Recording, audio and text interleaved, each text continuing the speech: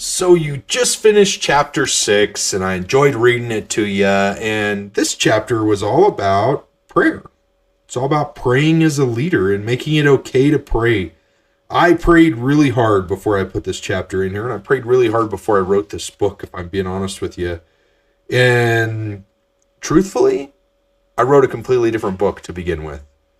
And I ended up coming back to this one, Grit, Grease, and Grace, and I didn't have a title for the book until after I got completely done with it, and I just started praying over and over and over again and learning more about it and learning more about where I needed to go and praying for guidance. And I prayed, God, should I put a chapter in here about praying as a leader? Like, it's a pretty faith-based book, so is it okay? And he was like, Dan, you'd be crazy not to. Okay? And so that's where this whole chapter comes from. Like, I totally just pulled this out of my entire life and, like, gave it to you guys. And I hope you use this. I hope it makes it okay for you. But I want you to know that, like, every time I pray, God delivers peace after I pray. Even if I don't love the decision, he delivers peace to me. Like, I was recently going through something and I was like, what should I do? Should I hire this? Should I hire one person? Should I hire a person and a part-time person? Should I hire 2 people? What should I do? And God said, Dan, you're going to grow. You're going to grow. Hire 2.5 people. Wait, what? I was going to hire 1. Hire 2.5? So I made offers to 2.5 people. But I feel at peace with that. I'm not stressed about it at all. And that's a huge endeavor. It's not if you're a giant company, but we're not a giant company. So it's like huge, but I have peace after that because I've prayed about it, and I want to encourage you to do the same thing, okay? So do you take time to listen after you pray? Right? That's probably one of the biggest things that I see with people is they come in there like, I'm praying, Dan. I've been praying for months. Okay, great. But do you pause and listen after you pray? Do you say, God, give me the right words? And then listen? Or do you go, God, give me the right words, and then plow into it? Right? A lot of times that's what we do. We just go, help me. Boom. We keep going forward. Real leadership is about being able to stop long enough and climb the tallest tree, pray where you're going, only to discover you're in the wrong forest. I don't tell you how many times I've done that, right? But that's God showing it to you. That's what it is. And that's what prayer does. Prayer allows you to climb the tree, say, hey, am I going in the right direction? Are we going where I need to go? Where we need to go? Where you need us to go for you? Or are we going this way because I want to be there? Because if I want to be there, it doesn't matter. If I'm not going where you need me to be, I'm going in the wrong direction. So after you pray, stop and listen. Because God doesn't just build the forest, he built you, a leader, to walk through it. And sometimes he allows you to get a little lost first so you can find your way. Because, again, I said this in the last wrap up, your mess is your message. So don't be afraid to get lost, right? Don't be afraid to get lost once in a while. You don't look bad when you get lost. Don't be afraid to get lost. Don't be afraid to stop and listen either. How you show up as a leader is huge. And you do that, and people are watching you. They're actually watching how you act, how you react, what you do, what kind of attitudes you have, all of that.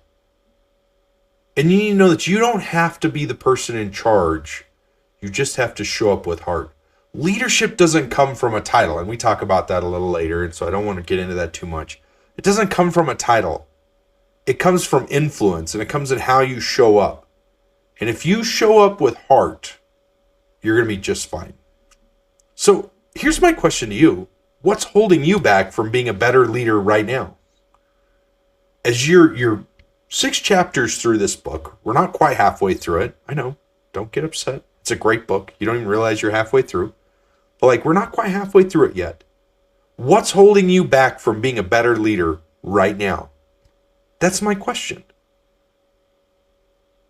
If you think you're too busy to pray, it usually means you need to really bad. Every time I've ever thought, oh, I don't have time to pray. I don't have time for this. I'm so busy. I have so much going on. You know what happens? I stop and I pray. And you know what happens after that? I get clarity and I get less busy. How amazing is that, right? The Bible talks a lot about this. It talks about walking around in flowing robes and praying openly in the square so everybody can see you pray. That's not the way I pray. You can pray that way if you want to. I'm not here to condemn you or call you out. That's not the point of this. But like, my prayers a lot of times aren't even said out loud. A lot of times they're like, God, protect my family. Be with my wife and help her to drive safe. Kind of funny. One kid told her one time, you drive like my Nana. We still haven't let that go. We still make fun of her for it. But I'm sure they're praying on the way home, right?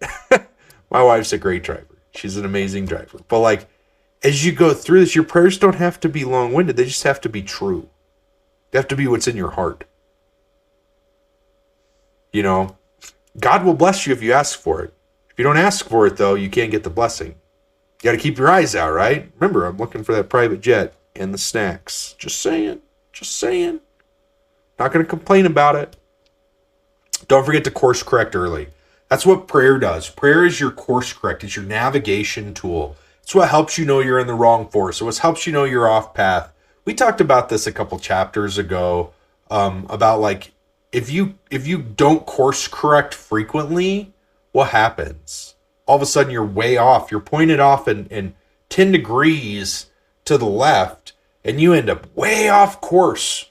But you're not way off course to begin with. You're just a little ways off course.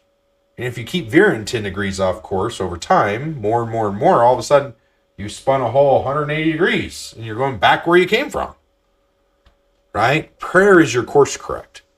Because if you crash land, it's because you didn't check your ego. And what does ego stand for? Edging God out. I think we talk about that later. But yeah. So what are some ways where you're proactive in prayer as a leader? Like, what are some things that you do? Do you pray for your team? Do you pray for sales? Do you pray for success? Do you pray for your business? Do you pray for your customers? Do you pray for your family? Like, that's a great question. When's the last time you prayed for your customers? Think about that for a second. When's the last time you prayed for your customers? When's the last time you prayed for their success? Because their success is your success. Kind of crazy to think about that, huh? I loved this line. God deserves a fist bump every now and then. Don't just come in prayer with your problems. Come with your celebrations. Don't be afraid to be like, boom. Yes, this was amazing. Thank you for this. Thank you for bringing me this new client. Thank you for bringing me this opportunity. Right? And here's the final thought I want to leave you with. You're not the only one that leads with prayer. And you don't have to be a minister to lead with prayer, or a pastor, or stand on a stage, or have a congregation, or only do it on Sundays. Right? You get to lead with prayer all the time. I love the picture at the front of this chapter. It's a pit crew. It's a pit crew. And of course, there's, my pickup in there. And they're a pit crew of angels that are sitting there. And it's got like a pray first sign. Ask, think, listen, obey. Right? And like we're changing tires of trust and washing with clarity so we can clean windows. Like there's so much going on here. And that's so true. Like prayer is your pit crew. If you're not afraid to use it, prayer is your pit crew.